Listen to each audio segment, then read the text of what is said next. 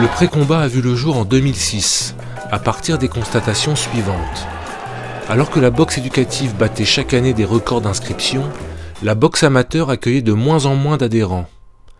Le passage du contrôle de la touche à la frappe appuyée n'est pas une étape facile. À juste titre, elle effraie les participants. Le pré-combat, boxe charnière axée autour d'un équipement sécurisé et d'un règlement spécifique, fut alors inventé. Cette pratique-là, on la considère vraiment comme une pratique d'apprentissage. Les gens, aussi bien les parents, n'hésitent pas à confier leur enfant ou n'hésitent pas à boxer en boxe pré-combat parce qu'ils savent que c'est une boxe très sécurisée, mais dans laquelle on peut quand même aussi se livrer.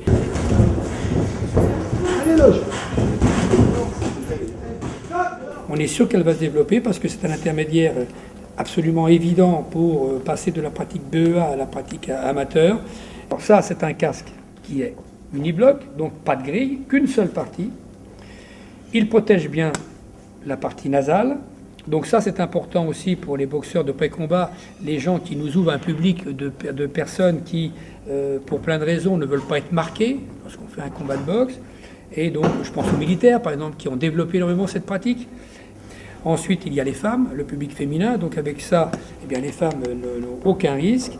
Le but, il est là, c'est de faire qu'en fin de compte, tout le monde puisse faire de la boxe, sans risque. Je fais de la boxe depuis 2 ans, c'est ma 2e année.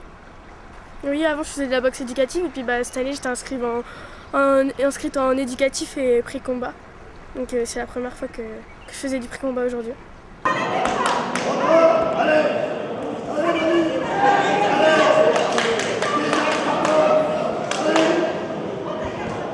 Je préfère le pré-combat parce que d'habitude, quand je suis en éducatif, je me fais tout le temps sanctionner parce que je tape trop fort. Donc pré-combat, au moins, on n'est pas sanctionné, quoi. Alors ça me faisait perdre à chaque fois et j'étais disqualifiée, donc c'était chiant, quoi.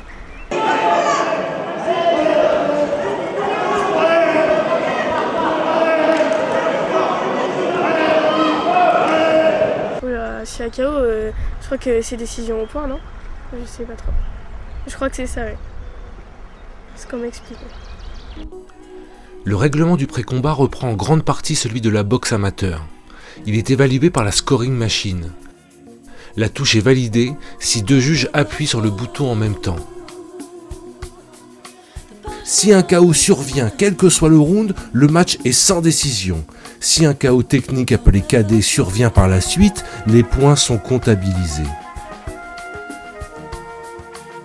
L'arbitre intervient en permanence pour rétablir les inégalités et préserver la santé des boxeurs. Il octroie des stops de récupération.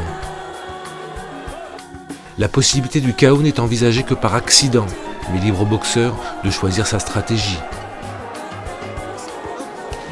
Le casque de pré-combat est depuis le début en constante évolution. Si les premiers modèles ont fait dire de lui qu'il n'avait aucun avenir, la suite a prouvé qu'avec un règlement respecté, il correspondait à un vrai besoin des participants. Des gants plus gros complètent la panoplie et assouplissent certains coups un peu trop appuyés. Un gant amateur compétition, c'est une enveloppe cuir avec à l'intérieur une mousse injectée, c'est-à-dire une mousse monobloc. Le gant pré-combat est conçu, je dirais, avec une enveloppe synthétique, avec un rembourrage mousse de différentes densités, type sandwich, et de surplus, avec au niveau de la zone de frappe, une présence de gel, qui est un matériau extrêmement souple et amortissant, qui garantit donc à la fois une protection supérieure de la main, mais aussi une protection de l'adversaire. Lorsque vous commencez à pratiquer votre entraînement, vous commencez à transpirer, donc à émettre de l'humidité. Et à partir de là, le process qui est appliqué à l'intérieur de la mousse se met en route et vient capter cette humidité. Le procédé antibactérien vient tuer les bactéries. Le gant est sec 3 ou 4 heures après son entraînement. Plus de bactéries, donc produit hygiénique.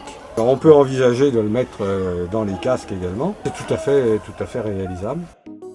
Le casque a fait l'objet d'une attention particulière en pré-combat. Les premiers modèles à grille n'ayant pas donné entière satisfaction, les fabricants se sont orientés vers d'autres options. Cette grille qui était normalement incassable et qui malheureusement cassait, et qui par ailleurs présentait l'inconvénient de ne pas apporter une bonne visibilité aux pratiquants et d'avoir une sensation d'être enfermé.